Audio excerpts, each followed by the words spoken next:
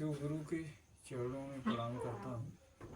आदि शक्ति मैया भवानी के चरणों में प्रणाम करता हूँ। तीन सूत्र बतलाने वाले बड़े भैया साहब हरिंद्रानंद जी के चरणों में प्रणाम करता हूँ। दुख सुख में साथ देने वाली ममता मई नीलम दीदी आनंद भैया के चरणों में प्रणाम करता हूँ। चारों मूर्तियों को प्रणाम करता हूँ। गुरु भाई गुरु बहनों को प्रणाम करता हूँ। मेरा प्रणाम स्वीकार करें।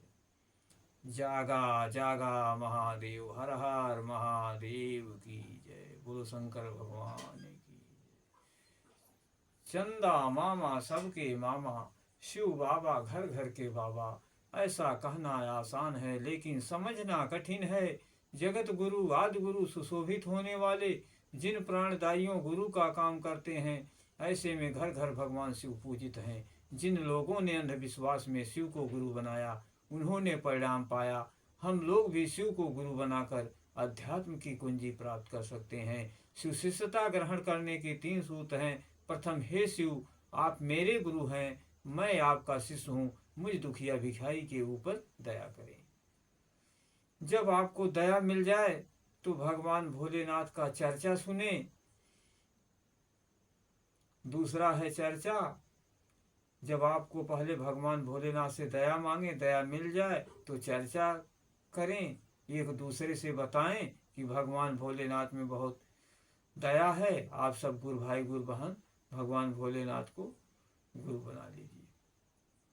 तीसरा, नमः शिवाय का जाप 108 बार शुद्धावश्यक करना है। तो भगवान भोलेनाथ, गुरु गोविंद दो खड़े, किसके लागू पाए, बलिहारी गुरु आपने गोविंद दिए बताए। एक भक्त, गुरु खड़े हैं और भगवान भी खड़े हैं, तो असमंजस में पड़ जाता है कि मैं पहले किसका पैर रखूं, कि यह गुरु भी बड़े हैं भगवान भी बड़े हैं, तो किसका पैर रखूं। तो भगवान खुद आदेश दिए कि आपके गुरु जो ज्ञान देने वाले हैं उनका पैर रखिए, बाद में हमारा रखिए। तो गुरु भगवान से भी बड़ा होता है, बड़े होते हैं, इसी प्रकार जो है बाद में जो है भगवान का पैर रखें। तो जिस समय सर्वत्र केवल अंधकार ही अंधकार था, ना सूर्य दिखाई देता था, ना चंद्रमा ग्रह नक्षत्रों का कहीं पता नहीं था, ना दिन होता था, ना रात, पृथ्वी जलवायु की सत्ता नहीं थी, उस समय एक माँ सत ब्रह्मा अर्थात सदाशिव की सत्ता विद्यमान थी, जो अनादि और चिंतमय कही जाती है। भगवान सदाशिव वेद पुराण उपनिषद संत महात्मा सर्वेश्वर लोक महेश्वर कहते हैं। भगवान भोलेनाथ के मन में जैसे एक परिवार, एक मालिक पूरे परिवार घर को नहीं चला सकता है, उसी प्रकार भगवान भोलेनाथ बोले, मैं इस पूरे सृष्टि का भार अकेले नहीं चला सकता। इसी प्रकार उन्होंने माता अंबिका को प्रकट करके कहा कि हम इसे अकेले नहीं चला सकते। इसके बाद विष्णु जी को प्रकट किए, दाहिने अंग से मल से जो है ब्रह्मा विष्णु जी को प्रकट करके बोले, विष्णु जी प्रकट हुए, बोले प्रभु, शंख चक्र गदा और पद्म सुशोभित लिए हुए भगवान विष्णु जी प्रकट होकर के बोले, प्रभु आदेश दीजिए हमें क्या करना है। बोले कि सब सूना आकाश है, पक्षी वृक्ष धरती आकाश, वर्षा नहीं हो रही है और जो है सब सूना सूना लग रहा है, आप जो है जाकर के तपस्या करें 12 साल तक। तो विष्णु जी बोले, प्रभु जो आदेश है। तो ब्रह्मा जी चले गए तपस्या करने के लिए। उन्होंने 12 साल घनघोर तपस्या किया एक जगह बैठ करके।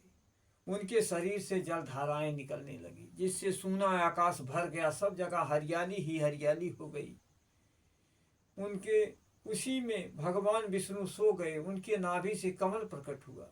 तो भगवान शंकर फिर घूमते हुए आए, ब्रह्मा जी को उसी कमल में डाल दिए। 12 वर्ष तक कमल की नाल में भ्रमण करते रहे, उन्हें उत्पत्ति कर्ता का पता ना लगा।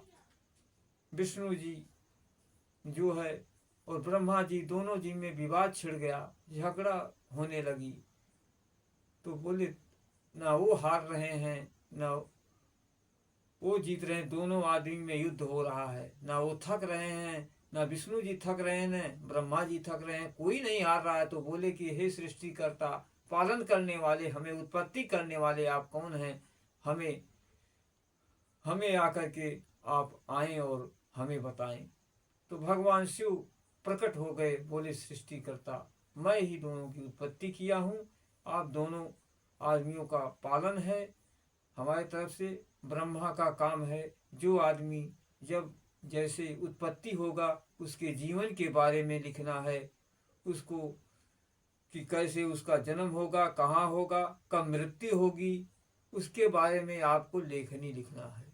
और विष्णु जी बोले हमारा क्या काम है, तो भगवान शंकर बोले कि आपका काम है सबको, कीट से पतंग मनुष्य से लेके पशु पक्षी सबको अन्न देना आपका काम है। आप अन्नदाता हैं, पालनहार हैं, सबका पालन करें। जागा जागा महादेव की जय, बोलो शंकर भगवान की जय, हर हर महादेव की जय।